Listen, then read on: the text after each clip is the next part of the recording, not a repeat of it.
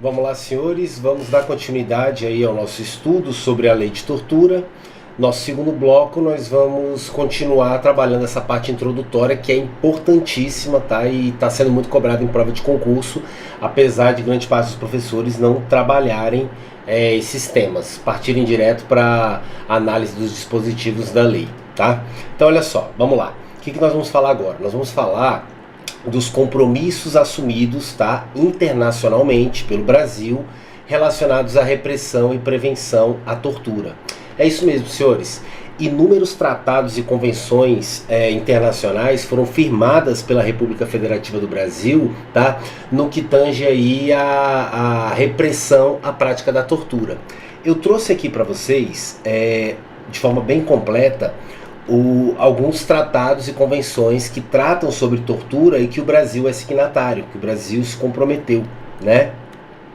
E eu não vou aprofundar, eu até coloquei na apostila, no material de apoio para vocês aqui, os artigos, tá, desses tratados que tratam sobre tortura. Não vou trabalhar aqui cada convenção, cada tratado internacional desse, por quê? Porque lá na matéria de direitos humanos nós vamos trabalhar esses tratados e convenções de forma separada, tá? Mas então olha só, por exemplo, nós temos aqui, ó, a Convenção de Cartagena, tá? Que é a Convenção Interamericana para Prevenir e Punir a Tortura. Foi promulgada aí pelo Decreto 98.386 de 89. E nos artigos 2º até o 6º desse decreto, eu tenho aqui normas, né, falando sobre a tortura. Eu deixei em negrito o artigo 3º, porque ele é bem interessante, tá? E ele faz parte do nosso estudo aqui. Olha só o que esse artigo 3º dessa convenção ele fala. Serão responsáveis pelo delito de tortura os empregados ou funcionários públicos que, atuando nesse caráter, ordenem sua comissão ou instiguem ou induzam a ela, cometeram-no diretamente ou podendo impedi-los, não o façam. E também as pessoas que, por instigação dos funcionários ou empregados públicos, a que se refere a linha A, ordenem sua comissão, instiguem ou induzem a ela, comentam-no diretamente ou nelas sejam cúmplices. O que acontece aqui? Por que isso aqui é interessante?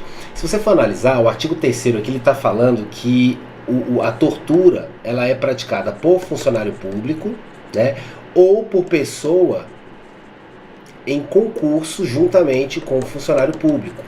E você vai aprender comigo que, apesar do Brasil adotar essa convenção aqui, que traz essa regra, a legislação brasileira, né, que é a lei que nós estamos estudando, a lei de tortura, a lei 9455, ela não trabalha dessa forma, tá? Você vai aprender comigo que, em regra, lá na frente, a prática da tortura, ela não exige que o sujeito ativo, né, o torturador, ele seja funcionário público. Tá? Pode ser praticado por um sujeito que não seja agente público, tá?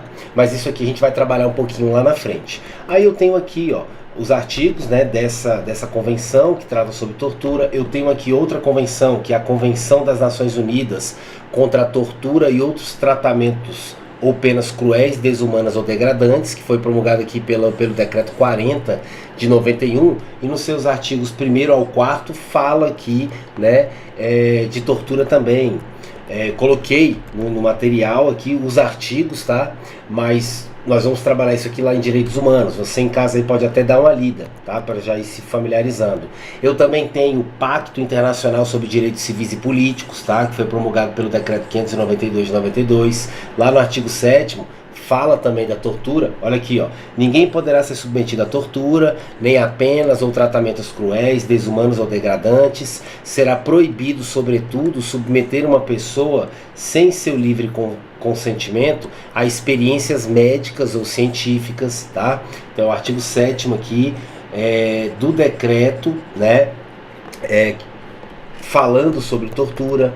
Eu tenho aqui o Pacto São José da Costa Rica, que é a famosa Convenção Americana de Direitos Humanos, que lá no artigo 5º fala também, menciona também a vedação da tortura. Olha lá, ó. Ninguém deve ser submetido a torturas, nem a penas ou tratos cruéis, desumanos ou degradantes. Toda pessoa privada da liberdade deve ser tratada com respeito, devido à dignidade inerente ao ser humano.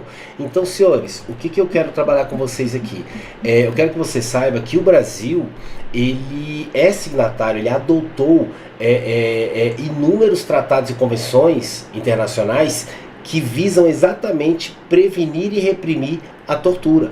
Tá? Então eu não tenho só a legislação, eu não tenho só a lei 9455, né, que é uma lei do ordenamento jurídico interno brasileiro, tratando da tortura. O Brasil também, né, ele é signatário, ele se comprometeu, né, no cenário internacional a reprimir aí e prevenir a prática da tortura. Agora, olha só que interessante, isso aqui tomem muito cuidado, tá? Isso aqui cai muito em prova. Tratados internacionais, tá, que tratam da tortura como delito, como crime imprescritível, tá, e versus a Constituição Federal, a nossa Constituição Federal de 1988, que trata da tortura como um delito prescritível. O que acontece aqui, senhores? Olha só que interessante. O Brasil, por exemplo, ele é signatário, né, do tratado que é denominado de Estatuto de Roma, tá? E o que acontece? Esse Estatuto de Roma, ele foi incorporado no nosso ordenamento jurídico através do decreto 4.338 de 2002. A questão é a seguinte, que é o que interessa aqui pra gente, eu não vou aprofundar no tratado porque nós vamos trabalhar isso em direitos humanos, tá? Mas o artigo 7º desse tratado, desse Estatuto de Roma, ele fala aqui, ó, para os efeitos do presente estatuto, entende-se por crime contra a humanidade, tá? Qualquer um dos atos seguintes, quando cometido no quadro de ataque generalizado ou sistemático contra qualquer população civil, havendo conhecimento desse ataque, né, aí eu tenho aqui a prática da tortura. E lá no artigo 29 ele fala que os crimes, dentre eles a tortura, aqui definidos, são da competência do Tribunal Penal Internacional e não prescrevem. Traduzindo. O Estatuto de Roma, que é um tratado internacional, o que o Brasil é signatário, ele fala que tortura é um delito imprescritível. O problema está no quê?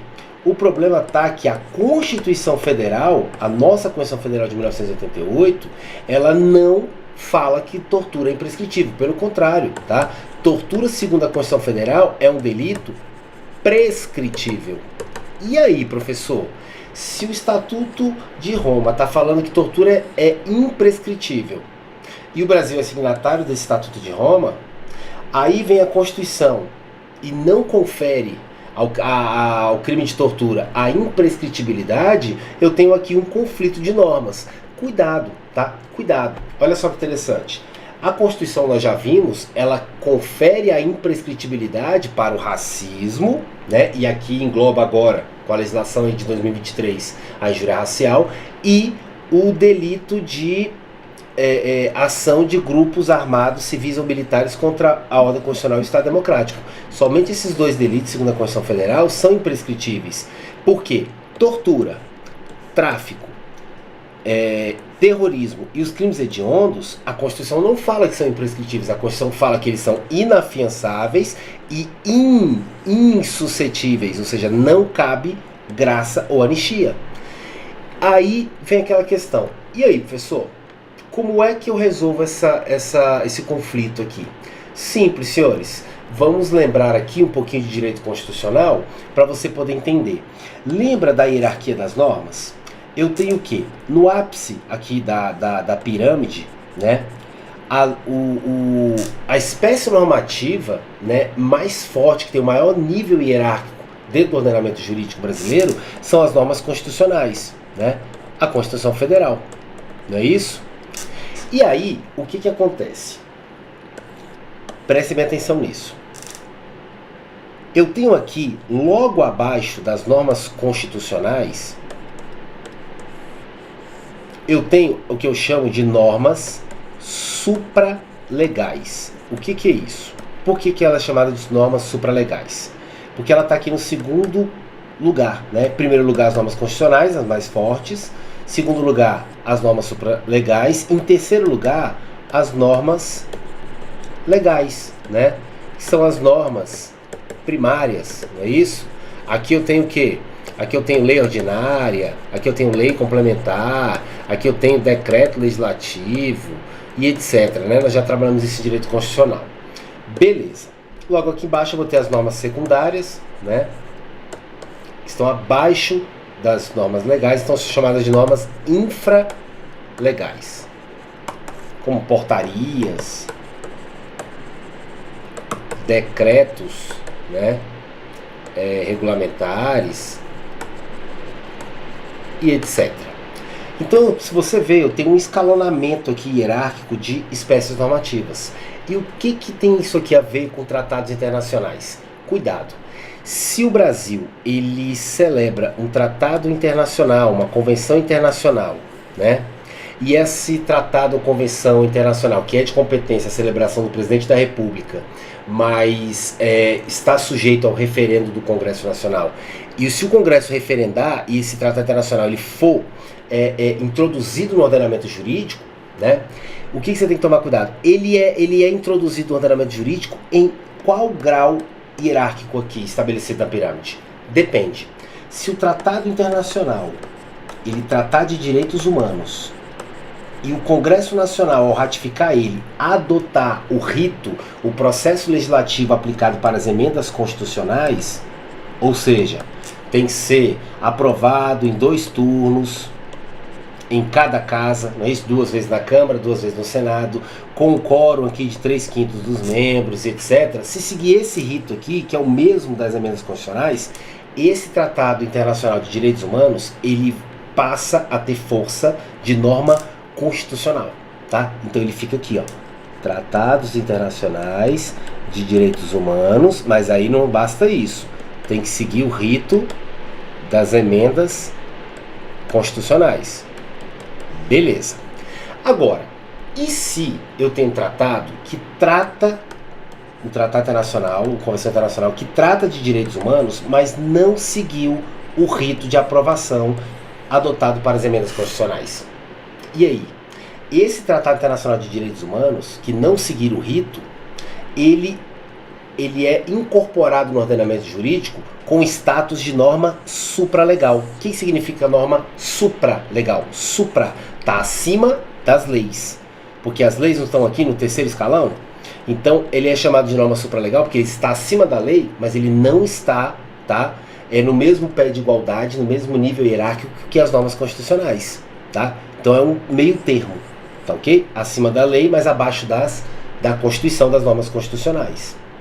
E se o tratado internacional, professor, ele não tratar sequer de direitos humanos, tratar de outro tema, aí ele é incorporado com status de lei ordinária, né? De normas legais, terceiro escalão.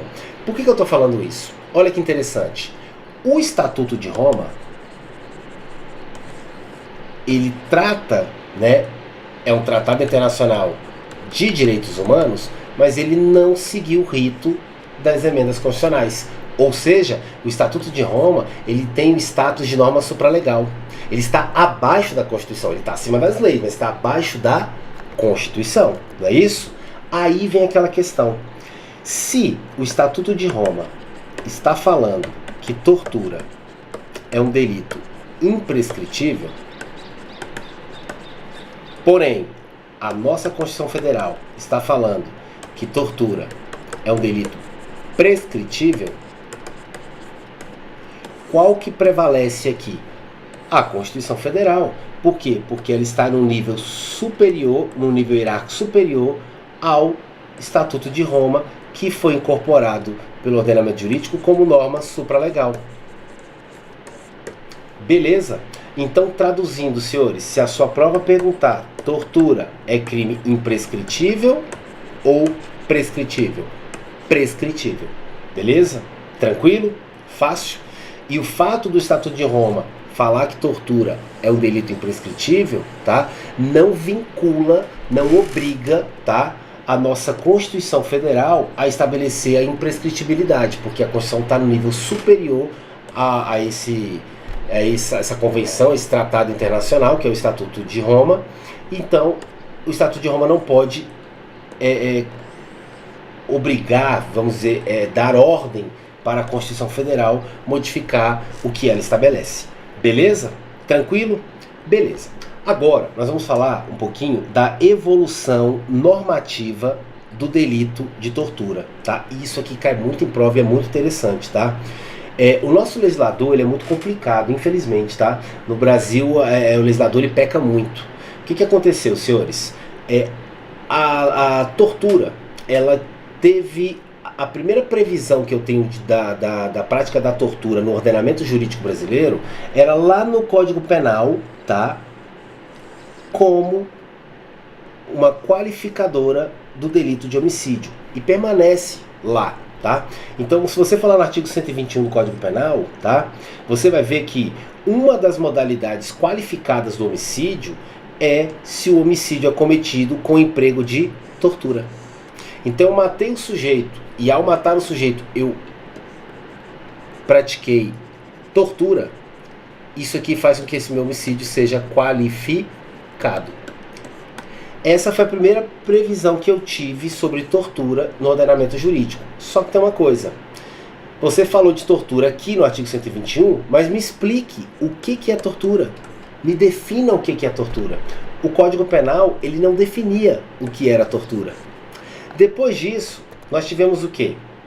Tá? Depois disso, nós tivemos, com a reforma do Código, da parte geral do Código Penal, lá em 1984, nós tivemos a tortura como uma circunstância, tá? Agravante genérica. O que é isso, professor?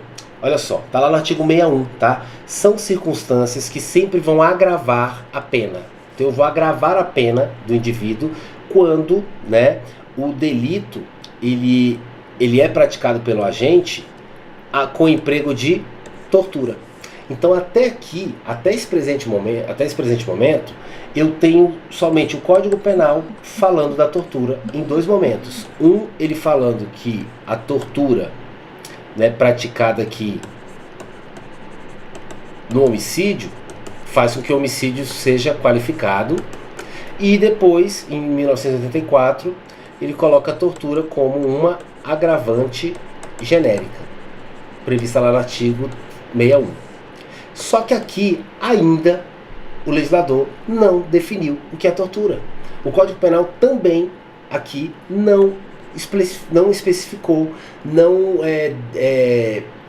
estabeleceu quais condutas configuram tortura. O que é tortura até agora? Até agora eu não sei. Com isso, né, eu venho com a Constituição Federal em 1988, e a Constituição Federal, ela menciona a tortura também. Como? Lá nos incisos que nós estudamos.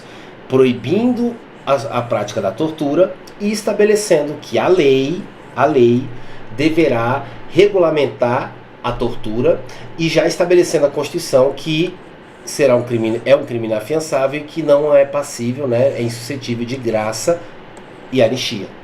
Só que, até o presente momento, a Constituição também não definiu o que é tortura. Na verdade, ela deixou isso para o legislador, através de lei, criar uma lei definindo o que é tortura, quais são as condutas que configuram e as consequências jurídicas, estabelecendo penas e etc. Tá?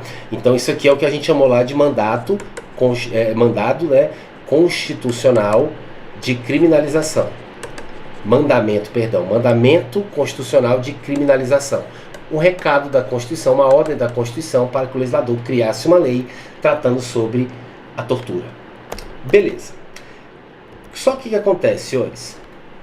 Com isso, com a Constituição Federal, o Brasil, ele incorporou no ordenamento jurídico diversos tratados e convenções internacionais tratando sobre a tortura. E eu já falei deles para vocês, né? Nós tivemos aqui a Convenção Interamericana para Prevenir e Punir a Tortura. Nós tivemos aqui a Convenção das Nações Unidas contra a Tortura e Tratamentos ou Penas Cruéis, Desumanas ou Degradantes. Nós tivemos aqui o Pacto de São José da Costa Rica. Todos esses tratados internacionais tratando de tortura. O problema é que até então eu já tenho o Código Penal falando de tortura, eu já tenho a Constituição Federal falando de tortura, eu já tenho tratados internacionais falando de tortura, mas até o presente momento eu não tenho uma lei interna, né, definindo o que vem a ser tortura. Correto? E aí, senhores, a primeira legislação interna que veio a tratar aqui de forma um pouquinho mais específica sobre a tortura foi o Estatuto da Criança e do Adolescente. Tá?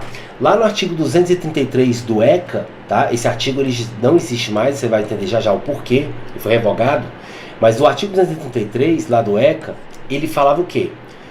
Submeter é crime, submeter criança ou adolescente, eu estou falando de ECA, Estatuto da Criança e Adolescente, então submeter criança ou adolescente sob sua autoridade, guarda ou vigilância à tortura é crime de reclusão de 1 a 5 anos. Se essa tortura gerar lesão corporal grave, de 2 a 8, se gerar lesão corporal gravíssima, de 4 a 12, e se gerasse a morte, de 15 a 30. Então o ECA, ele definiu a tortura como crime. Só que qual o grande problema aqui do ECA? Quando o ECA fez isso, ele também não definiu o que é tortura. Parece que o legislador é burro. Falou que o legislador... Cadê? Você está falando de tortura, mas me defina o que é tortura. O ECA também não definiu o que é tortura. E outro problema do ECA. O ECA, ele somente estava prevendo a conduta, o crime de tortura, se a vítima fosse o quê? Criança ou adolescente. Então, se eu praticasse conduta ali de tortura contra um indivíduo que tenha, por exemplo, 20 anos, o ECA não seria aplicado. Por quê? Porque ele só tipificava o crime de tortura se a vítima fosse criança ou adolescente. Não estabelecia para adultos. E aí, professor, como é que eu resolvi esse problema? De forma bem atrasada, tá? Ou seja, quase com 10 anos de atraso, porque a Constituição de 1988, só em 97 o legislador criou a Lei 9.455, que é a lei que nós estamos estudando, que é a lei em vigor hoje, que é a chamada Lei de Repressão à Tortura. E aí sim, agora, com essa lei, o legislador, até que enfim, definiu o que configura tortura. E o que essa lei fez? A primeira coisa que essa lei fez foi revogar o artigo 233 do ECA. Por isso que lembra que eu te falei que esse artigo aqui, esse tipo penal aqui não existe mais, porque ele foi revogado pela atual lei de tortura. Então olha só que interessante. Se você praticar hoje tortura contra uma criança ou um adolescente, você não responde pelo ECA. Não responde pelo artigo 233 do ECA. Por quê? Porque o artigo 233 do ECA ele foi revogado. Você vai responder de acordo com a lei 9.455, mesmo sendo a vítima, tá, da prática do crime de tortura, criança ou adolescente. Beleza? Então o artigo 233 do ECA foi revogado pela lei que está em vigência atualmente, que é a lei que nós estamos estudando, a Lei de Repressão à Tortura. Beleza? De forma bem atrasada, a gente sabe disso, mas infelizmente foi o que aconteceu. Beleza? Então essa foi a cronologia da previsão da tortura no ordenamento jurídico brasileiro. Beleza? Cuidado com o que eu vou falar agora. Você não vai encontrar, provavelmente, professor te explicando isso aqui. E tá caindo em prova. Tá?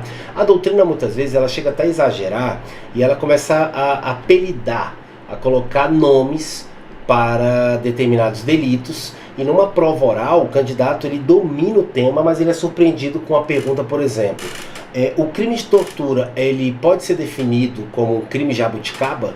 Vai falar, que crime jabuticaba? O que é isso, professor? Por isso nós vamos estudar de forma aprofundada, tá, senhores? Presta bem atenção aqui no que eu vou te explicar. Olha só que interessante.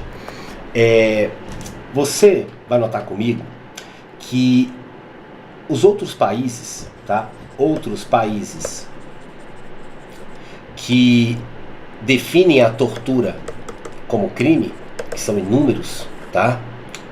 Além dos tratados internacionais e convenções internacionais, todos eles, os outros países e os tratados e convenções internacionais, eles entendem que a tortura é um crime próprio. O que é um crime próprio, professor? Crime próprio é aquele crime que eu exijo uma especial qualidade do sujeito ativo, tá? Ou do sujeito passivo, eu exijo uma especial qualidade do autor do delito ou da vítima para que aquele crime esteja configurado.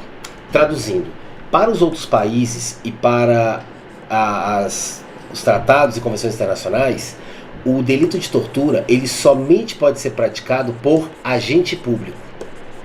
É isso mesmo. Então, o policial como agente público, ele pode praticar tortura. Se você não é agente público, você não pode ser responsabilizado pelo delito de tortura, tá? É isso que muitos países, tá, adotam, porque eles seguem exatamente o que os tratados internacionais falam sobre isso aqui. Tortura seria crime próprio. O Brasil, aí cuidado, o Brasil, o ordenamento jurídico brasileiro, as normas brasileiras, a lei brasileira, que é a lei, né, 9.455 de 97, que é a lei de repressão à tortura, ela vem em sentido contrário aos outros países e aos tratados internacionais e convenções internacionais que tratam sobre tortura. E essa lei que nós estamos estudando, ela fala que regra geral, tá? Tem uma exceção que a gente vai estudar lá na frente, mas regra geral, tortura não é crime próprio, tortura é crime comum, ou seja, pode ser praticado por qualquer pessoa, não sendo exigido para a sua configuração que o sujeito ativo seja agente público. Então, traduzindo, você aí que não é agente público, você pode praticar tortura segundo a legislação brasileira? Pode, porque para a legislação brasileira, tortura é crime comum.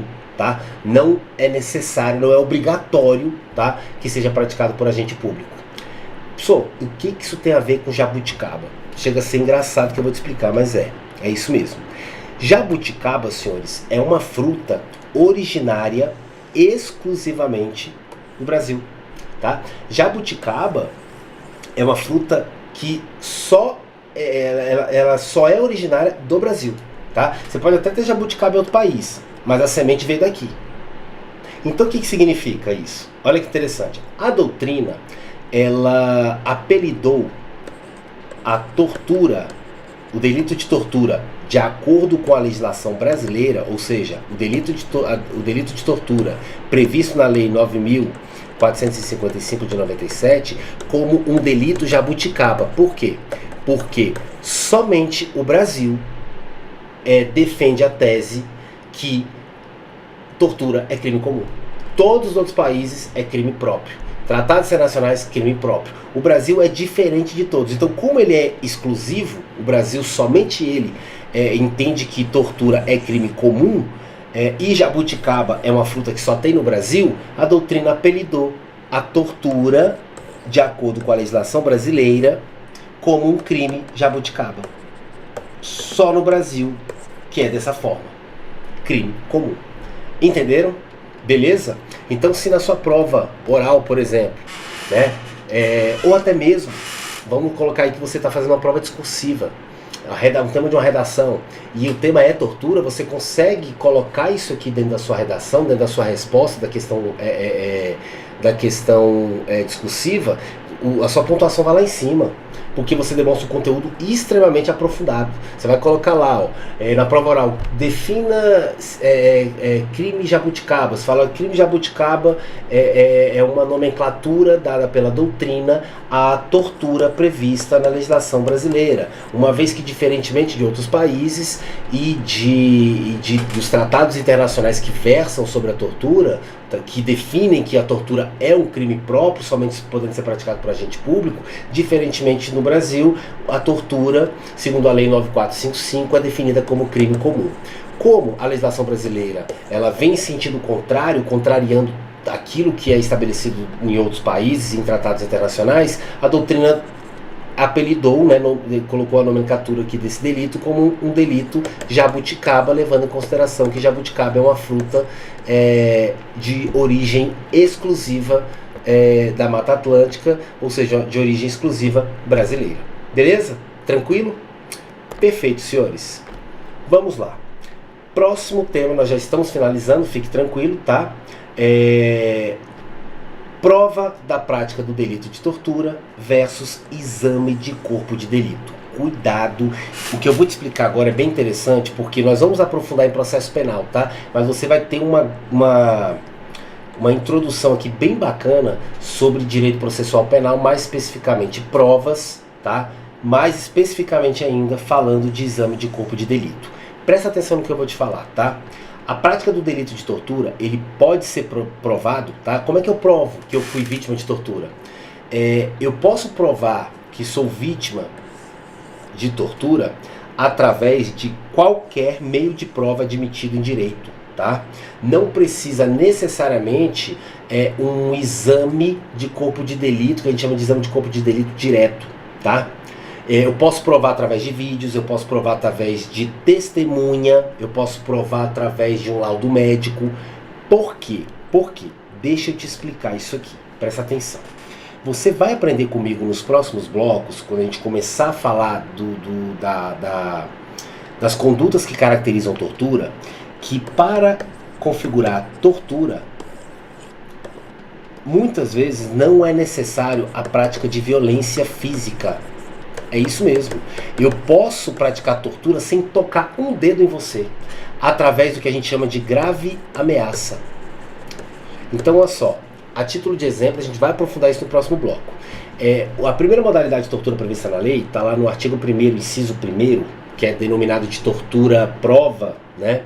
Ela fala o seguinte: configura tortura, constranger alguém mediante violência ou grave ameaça, causando-lhe sofrimento físico ou mental, para obter informação, declaração ou confissão da vítima. Constranger alguém mediante violência ou grave ameaça. Então, tem como praticar tortura sem tocar o dedo em você? Só praticando uma grave ameaça? Tenho. Um exemplo, o policial, por exemplo, que pega o indivíduo lá e fala assim: olha, você vai me falar agora aonde está a bicicleta, objeto do furto, senão eu vou arrancar sua cabeça.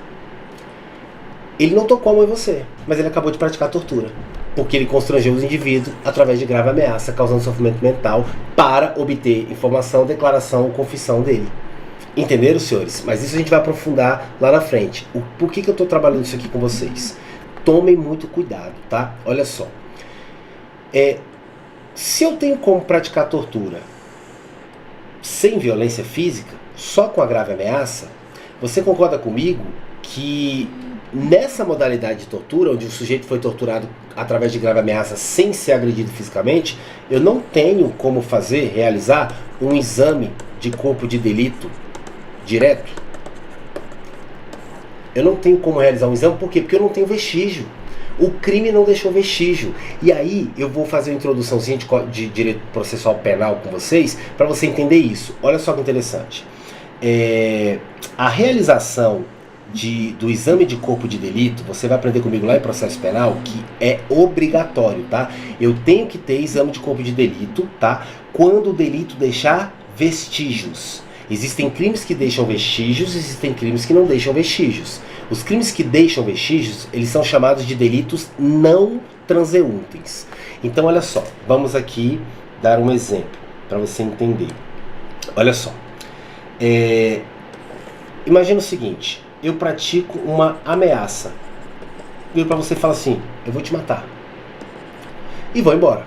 Esse delito ele deixou vestígios?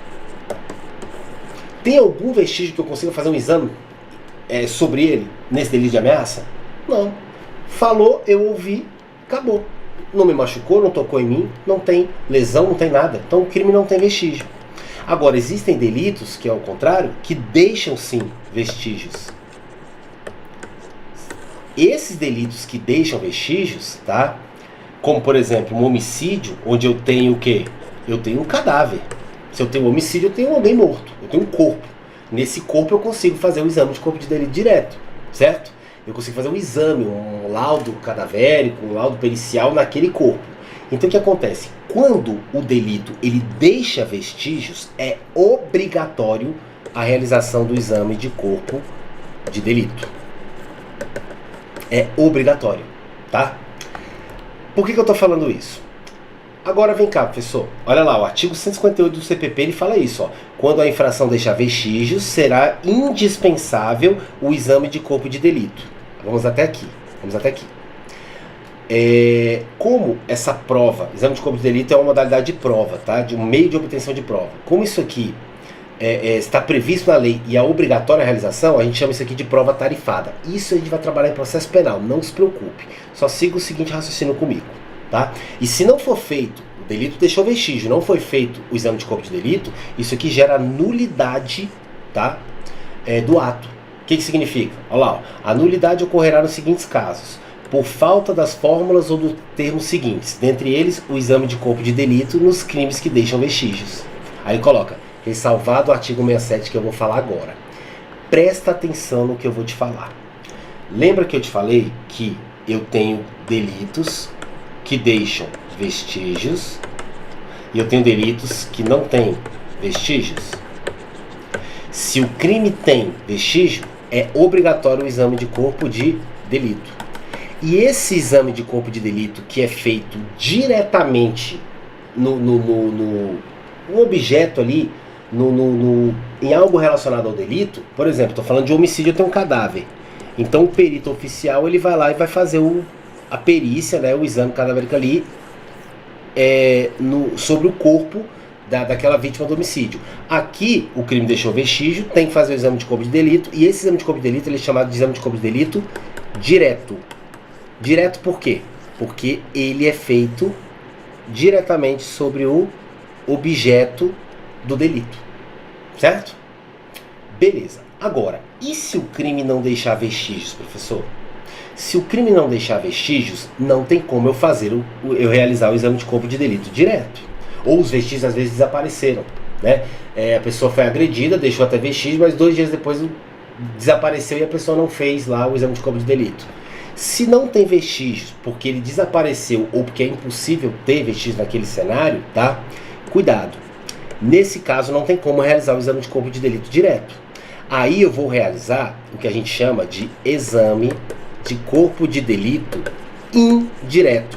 O que é isso aqui? O que é isso aqui? É o artigo 167 que ele fala exatamente isso aqui, ó, que eu vou te ensinar agora. Quer ver? Não sendo possível o exame de corpo de delito, aí ele está falando do direto, por quê? Por haverem desaparecidos ou os vestígios, a prova testemunhal, a testemunha, poderá suprir-lhe a falta. Traduzindo, se não tem como eu realizar o exame de corpo de delito direto porque não tem vestígios, uma prova testemunhal, por exemplo, ela pode substituir esse exame. E essa prova testemunhal, quando realizada, ela é chamada de exame de corpo de delito indireto. Outro exemplo além da prova testemunhal, é o laudo médico. O laudo médico realizado. Olha só que interessante. Você sofreu uma agressão. E no dia que você foi agredido, você foi ao hospital. E lá no hospital um médico te atendeu e ele falou, ó, você levou um soco, machucou aí, tal. E ele fez lá um laudo falando, olha, essa pessoa apareceu aqui com tal lesão. 3 dias depois, a lesão desapareceu. Aí você foi lá fazer o exame de corpo de delito lá no IML. Só que a lesão já desapareceu. Ou seja, não tenho mais vestígios. Eu tenho como lá no IML agora fazer o exame de corpo de delito direto? Não, porque o vestígio desapareceu. O que eu posso fazer? Eu posso pegar esse laudo que o médico elaborou quando ele te atendeu, horas depois da agressão, que consta que você estava com lesão, e apresentar. E aqui eu vou ter o exame de corpo de delito indireto também. Beleza? Por que eu estou falando isso? Para você entender onde é que eu quero chegar com isso aqui. Prestem bem atenção. Para provar a tortura, não é necessário, tá? Eu não provo a prática da tortura somente com exame de corpo de delito direto. Se houver lesões e ficarem vestígios, decepor seus dedos, etc., ótimo, você vai lá e faz o exame de corpo de delito direto e comprova a prática da tortura, tranquilo. Só que existem modalidades de tortura que nem violência física tem. Então ali não tem vestígios. Se não tiver vestígios, como é que eu vou... aqui onde eu queria chegar. Como é que eu vou provar a prática da tortura? Por qualquer meio de prova admitido em direito. Prova testemunhal, vídeo, fotografia, qualquer meio de prova admitido, você pode provar a prática da tortura. Não necessariamente o exame de corpo de delito direto, até porque o exame de corpo de delito direto, para ser realizado, o crime tem que ter vestígio. E não é toda tortura que deixa vestígios. Todos entenderam? Tranquilo até aqui? Beleza. Prestem atenção no que eu vou falar agora, tá? Esse tópico talvez seja desse bloco o mais importante, tá? Um dos que mais cai em prova. Competência para julgar e processar o crime de tortura praticado por militar. Deixa eu te explicar uma coisa aqui, tá? Isso aqui é muito interessante. Antes da alteração legislativa, nós tínhamos o seguinte cenário. Só era considerado crime militar aqueles crimes definidos, previstos no Código Penal Militar. Então, se o Código Penal Militar não estabelecesse aquela conduta como crime, você não tinha um crime militar. E, por incrível que pareça, eu vou te dar 2 exemplos aqui de crimes que não estão previstos no Código Penal Militar. Tortura e abuso de autoridade. Se você procurar lá no Código Penal Militar, você não vai achar tortura e não vai achar abuso de autoridade. Então o que acontecia antes? Um policial militar, por exemplo, de serviço, ele ia lá e praticava uma conduta de tortura contra um indivíduo. Esse policial militar, mesmo estando de serviço, mesmo estando atuando como militar, mesmo que tivesse praticado tortura contra outro militar dentro de uma unidade militar, ele não poderia ser julgado pela justiça militar. Por quê? Porque tortura não era definido como crime militar, por não estar previsto no Código Penal Militar. Esse policial militar, ele seria processado e julgado pela justiça comum. Entenderam? Antes. Por quê? Então, antes não existia possibilidade do militar ser processado e julgado na justiça militar pelo crime de tortura. Agora, cuidado. Atualmente, isso mudou. Por que isso mudou? Nós tivemos uma lei, tá? Nós tivemos uma lei, que é a Lei 13.491 de 2017. Não precisa decorar o número da lei. Essa lei, ela ampliou a competência da Justiça Militar, porque ela falou o seguinte: agora, eu considero crimes militares não somente os delitos previstos no CPM. Eu vou considerar crimes militares os crimes previstos no Código Penal Militar e também os crimes previstos na legislação penal comum, tá? Desde que, cuidado, desde que presentes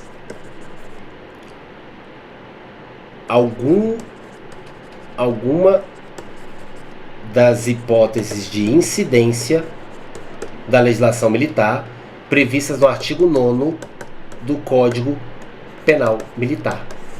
Isso aqui a gente vai aprofundar lá em Direito Penal Militar, tá? Mas eu vou ter que te explicar um pouquinho disso aqui só para você entender. Olha só que interessante. Olha só que interessante. Então, atualmente, um militar.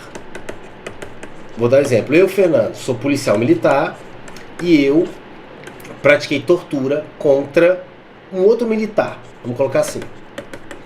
Estando de serviço, por exemplo. A tortura não está prevista como crime militar no Código Penal Militar. Mas agora, eu consigo ser processado e julgado pela Justiça Militar. Por quê? Porque agora, crime militar não é só o que está previsto no Código Penal Militar. Eu tenho o que a gente chama na doutrina de crime militar por extensão, ou também chamado de crime militar extravagante, que é o quê? Aquela conduta que é considerada crime militar, mas não está prevista no CPM, não está prevista no Código Penal Militar, está prevista na legislação penal comum. Só que para que eu, Fernando, militar, responda na justiça militar por tortura, eu tenho que, o caso concreto tem que se encaixar em uma das hipóteses do artigo 9º do Código Penal Militar. Vamos ver quais são? Rapidamente. A gente vai aprofundar isso lá em Penal Militar. Mas só para você entender. Considera-se crimes militares em tempo de paz. Olha aqui, ó.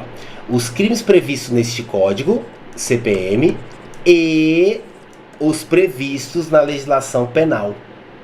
Código Penal, legislações penais comuns. Quando praticados, desde que praticados em uma das seguintes hipóteses. Por militar da ativa. Militar da ativa é o quê? É aquele militar que não está reformado, não está na reserva, tá? Quando eu falo militar da ativa, não significa que ele tem que estar exercendo a função, tá? Ele pode estar de férias, por exemplo. Eu sou militar, estou de férias. Eu sou militar da ativa? Sim, eu não estou reformado nem na reserva. Reforma e reserva, você vai aprender comigo, é como se fosse a aposentadoria do militar, tá? Porque o militar não aposenta, ele é reformado ou ele vai para a reserva, tá? Mas eu ainda estou ativo? Sim, eu estou de férias, mas eu ainda estou ativo. Então, mesmo de férias, se eu, militar da ativa, pratico o crime contra militar da mesma situação, militar da ativa contra militar da ativa, eu tenho aqui a incidência do Código Penal Militar. Aqui quem vai processar e julgar esse crime vai ser a Justiça Militar. Então olha que interessante, antes eu não conseguia fazer com que a Justiça Militar processasse e julgasse o crime de tortura, porque crime de tortura não estava no Código Penal Militar e só era considerado crime militar até aqui, ó, os crimes previstos no Código Penal Militar. Agora não. Com a alteração dessa lei de 2017, eu considero crime militar tanto os crimes previstos no Código Penal Militar, como também os crimes previstos na legislação penal comum, certo? Desde que, aí tem que se encaixar em uma dessas hipóteses, praticado por militar da ativa contra militar da ativa, praticado por militar da ativa em lugar sujeito à administração militar. Por exemplo, eu, militar da ativa, pratiquei a tortura dentro do quartel. Contra quem? Aí aqui pode ser contra militar da reserva, reformado, ou até mesmo contra civil, tá? Então, por exemplo, eu peguei, abordei o sujeito lá, flagrante delito, levo ele pro quartel dentro da viatura, e lá dentro do quartel eu começo a agredir ele, praticar violência, visando com que ele confessasse a prática do crime. Eu pratiquei tortura. E essa tortura aqui, ela vai ser processada e julgada pela Justiça Militar. Por quê? Porque apesar de não estar prevista no Código Penal Militar, ela está prevista na legislação penal comum, e eu consegui encaixar o caso concreto a uma das causas de incidência aqui do artigo 9º do Código Penal Militar. No caso, militar da ativa praticou em local sujeito à administração militar, quartel, contra um civil, por exemplo. Beleza? Aí eu tenho outras hipóteses. Ó. Por militar em serviço, agora militar em serviço, tá? Ou atuando em razão da função, em comissão de natureza militar, formatura, ainda que fora de lugar sujeito à administração militar, contra militar da reserva, reformado ou civil, tá? Aí ele traz, por militar durante período de manobras ou exercício, contra militar da reserva ou reformado, ou contra civil, né? A gente vai estudar tudo isso aqui lá no Código Penal Militar, fica tranquilo, tá? Não é tema da nossa aula aqui, ok? Então eu só quero que você entenda o seguinte: atualmente é possível que o crime de tortura praticado por militar seja processado e julgado pela Justiça Militar. Para isso, basta o quê? Que o caso concreto se encaixe em uma das hipóteses de incidência do artigo 9º do Código Penal Militar. Beleza? Anteriormente não. Anteriormente isso não poderia acontecer. Por quê? Porque só era considerado crime militar os definidos no CPM. E como tortura não é definida, não é prevista no Código Penal Militar, acabava que o militar ele só respondia na justiça comum pela prática da tortura. Beleza? Tranquilo? Então olha só.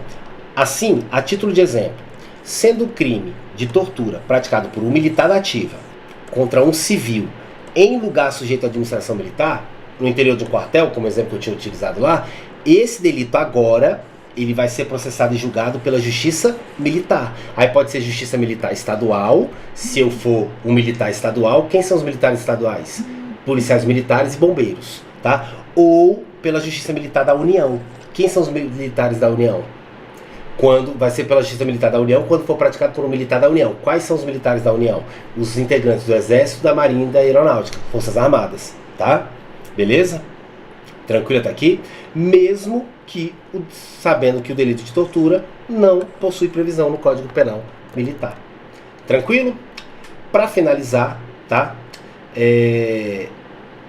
Tortura versus abuso de autoridade. Cuidado com isso aqui.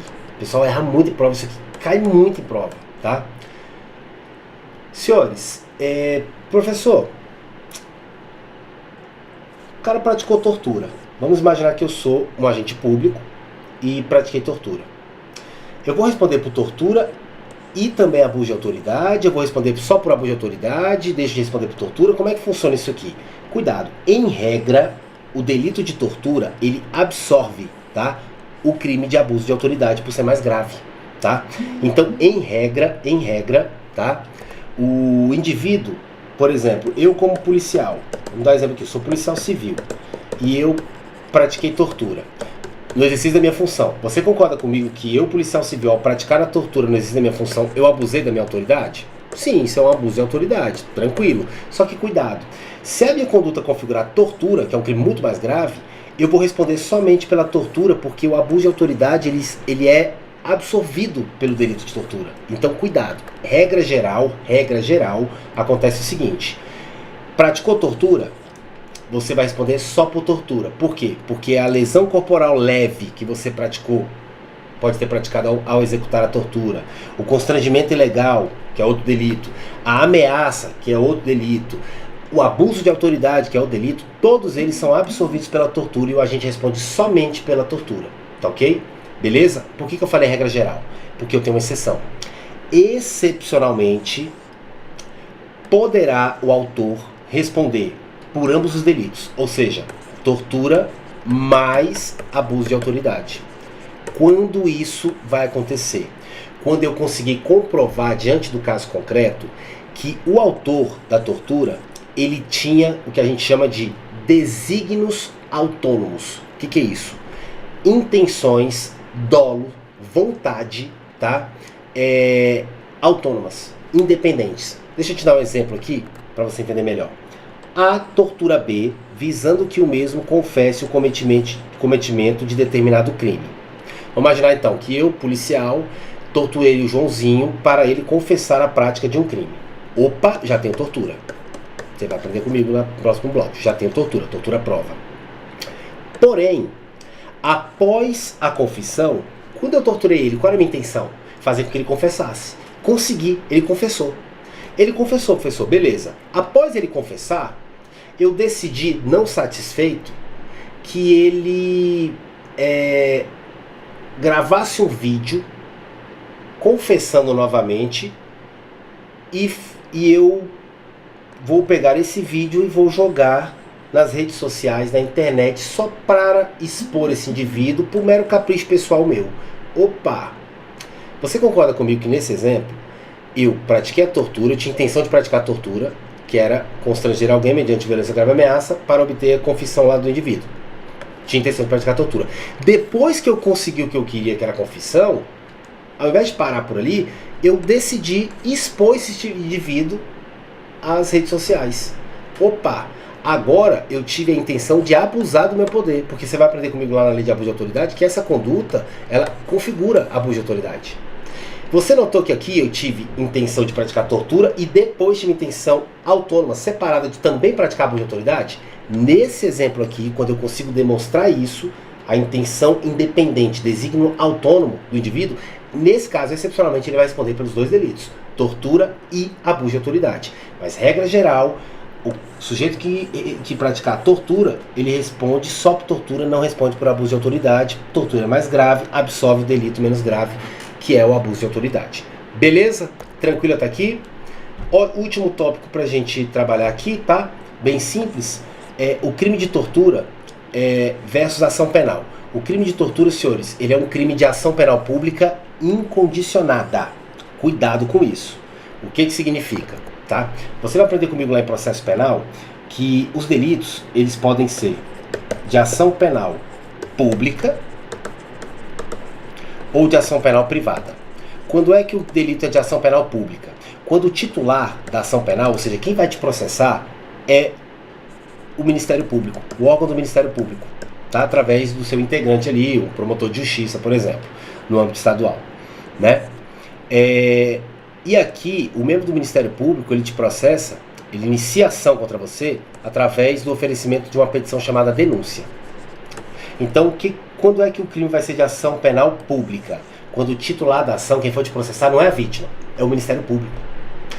Quando é que o crime vai ser de ação penal privada? Quando quem tem a capacidade, quem é o titular para ingressar com a ação contra você, não é o Ministério Público, agora é o ofendido, é a vítima. Ela contrata um advogado e ela ingressa com a ação contra você.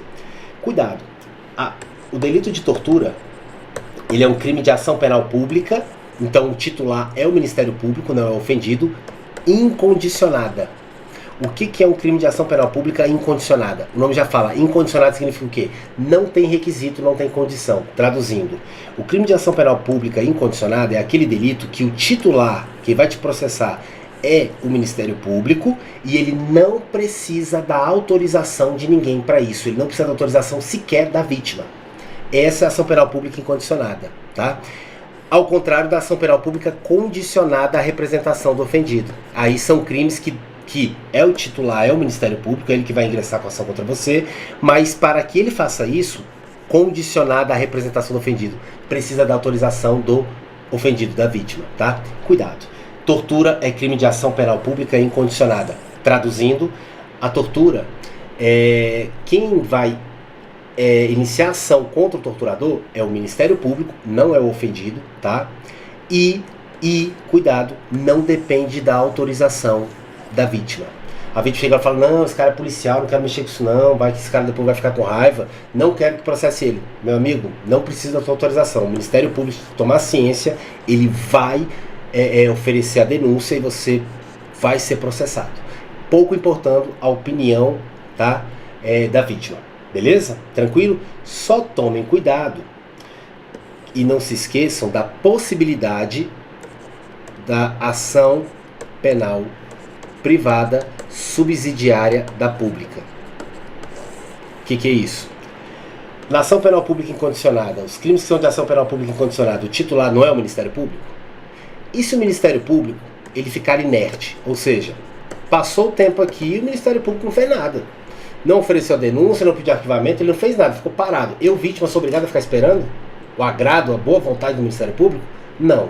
Se o Ministério Público ficar inerte, mesmo o crime sendo de ação penal pública incondicionada, poderá a vítima, tá, ingressar com a ação contra o autor do delito no lugar do Ministério Público, através do oferecimento do que a gente chama de queixa subsidiária, tá?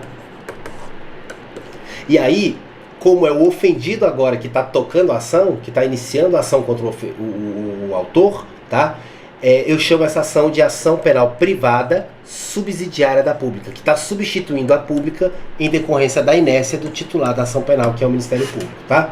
Fiquem tranquilos que, eu sei que eu falei até um pouquinho rápido, você pode ter ficado com alguma dúvida, fique tranquilo que isso aqui é tudo tema de direito processual penal, e nós vamos trabalhar, nós vamos ter um curso completo de direito processual penal também aqui no canal, tá? Eu só quero que você entenda que o delito de tortura não depende da autorização da vítima.